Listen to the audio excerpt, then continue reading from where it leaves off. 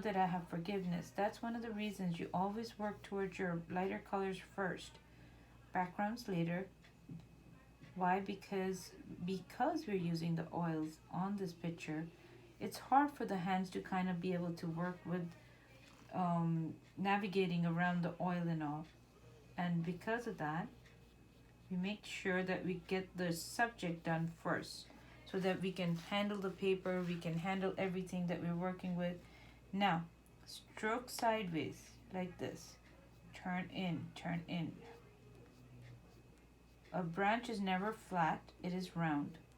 And because it's round, you want to kind of give yourself curved strokes right around where you've got them. This will help the way you stroke your brush. Eventually, as the paint dries and settles, people can see what the artist did. Those strokes come up very, very prominently, and they give the texture as well as make our eyes understand where the curve is.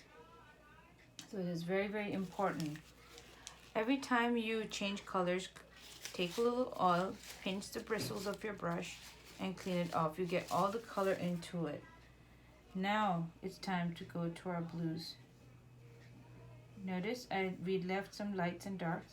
This helps us now because we don't want everything to be one consistent color.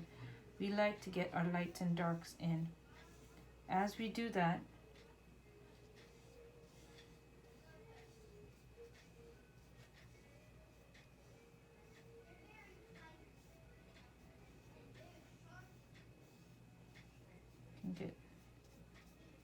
can of course add more to this. So for example, let's say that I wanted to bring in the blue again. Let's add that in. You can still add in more blues. Don't make it a little bit stronger. That is a possibility. Just because you're using the oil does not dictate that you have to move away from the application of more pigment. You can definitely bring it back in and it will do just fine. It will add on really, really well to give you a darker hue.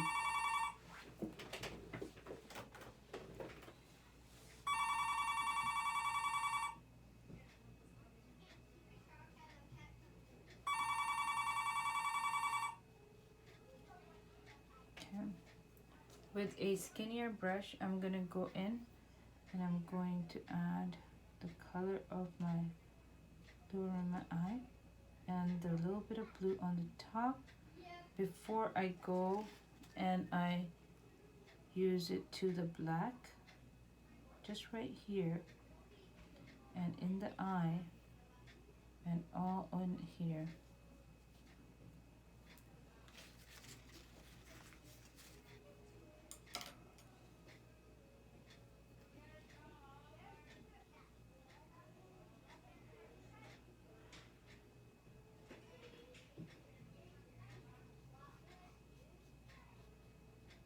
Almost into the black feathers now.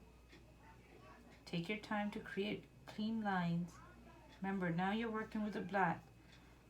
And although you're going to be doing the background still, it's always a good idea to do your best to keep those colors really, really clean so that you can feel confident as you move away from it.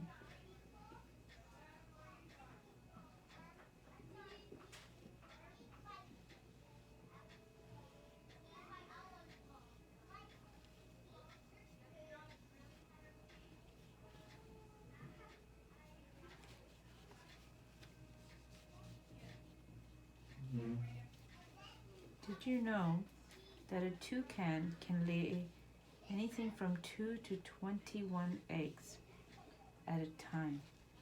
They don't make nests. They find a hollow of a tree and they put their eggs into that tree and take care of their little ones.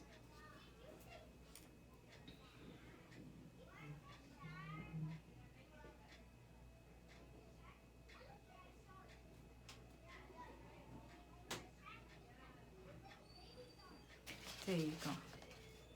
This covers our bird. Now for the background. So for the background, we want to use two different greens. So we'll get the lights and the darks.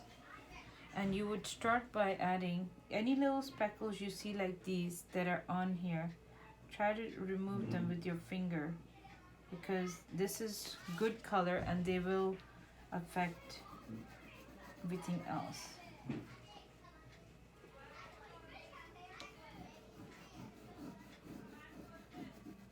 It's not a bad idea to take off paper from a part of your stick. Turn it to the side and apply the color. You will get a lot more coverage just by creating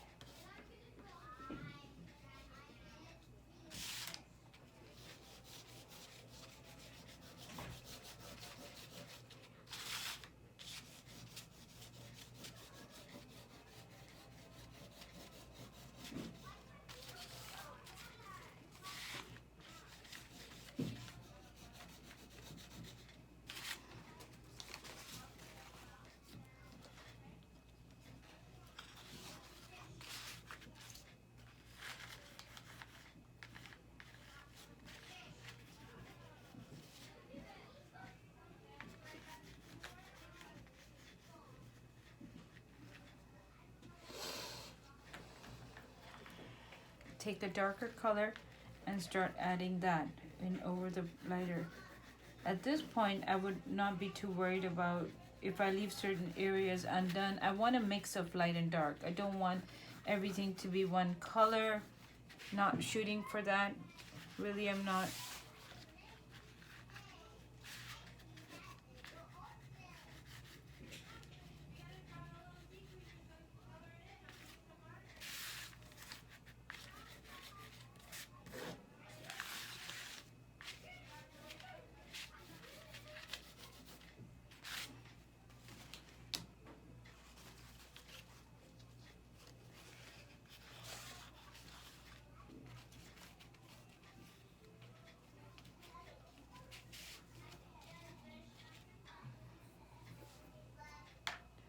Take a little bit of your black and add them in just every now and then. Not everywhere, but just as the backdrop to your forest. Just a few, because as you blend your with the oils, you come back in to smooth out all this beautiful color. You will blend in some darks and some lights.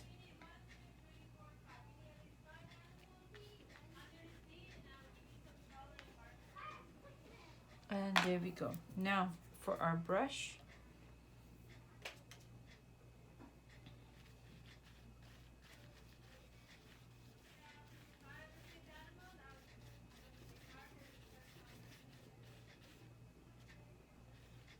Again, if you would like to have a good control on the bright greens that you would like to see in your picture, focusing on the greens first.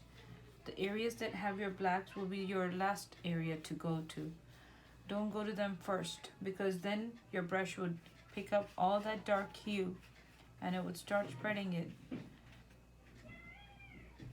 And that's what it is. It's your brush is basically like blending stick. It carries what it carries, and you have to know that if you've worked on a certain area, your hands, your brushes, everything is like a sponge. It carries off so much, and you want to know if you want to have those colors in that area. It's like a personal choice. Every time you do art, you're making choices and decisions about what is the final product. What do you visualize in yourself to see? You want to see bright green leaves, we have to stick with the brighter tones. You want to see a depth, a darkness, well, we have to bring in some dark right there. Don't be afraid to use black. Everything in moderation is good. It will not get away from you provided you keep a control on how you work it. And I'll show you in a minute. So as I'm getting all my greens done,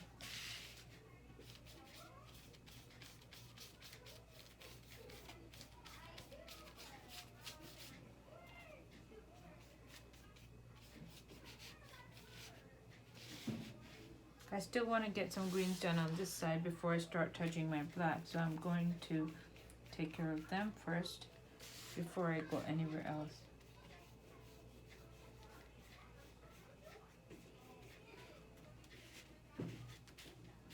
Still working on those.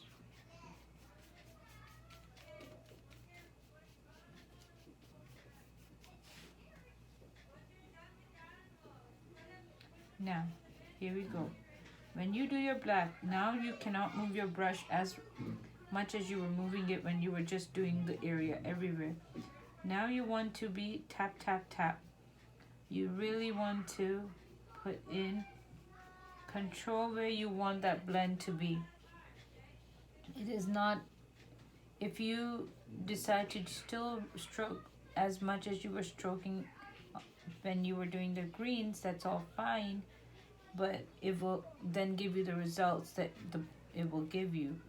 So tap, tap, tap. Spread that darkness as you would like to be able to see it.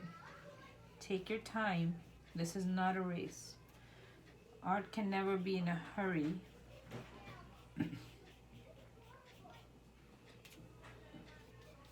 It's a process. With every art you do, there's a process involved. And it's the journey is the journey is what you really want to enjoy.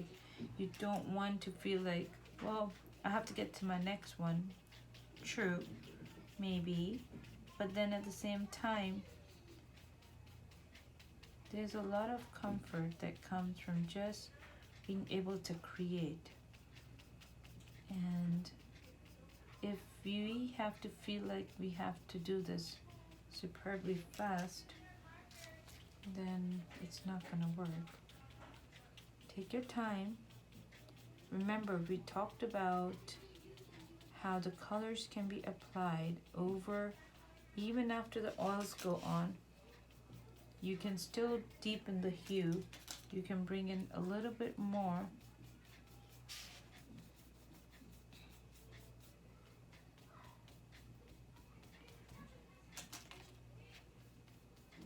Look at the beautiful blend of colors. And it's all because we are using a medium to help us get the colors all blended, unified, and just merge into each other. It's just beautiful. Always handle your paper from the edge once you've started doing your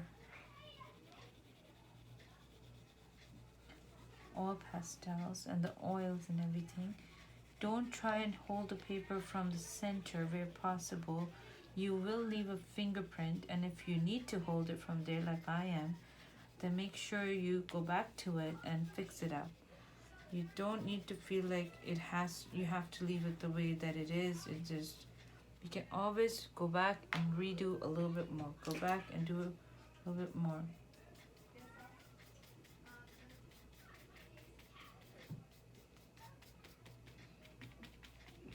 Keep blending till you are satisfied. And when you feel that I think I don't want to tamper more than this, that's your time to stop and put your brushes down and let it be. This picture will dry off overnight and you won't even feel the oil. Remember, despite you not feeling the oil, anytime you use an oil medium, it needs not just a 24-hour cycle. You want to leave it independent of any other artwork, so do not pile it with other papers saying that you're done. You want to let it sit independently where it will not affect. Otherwise, the colors are still alive and they can move from one to the other.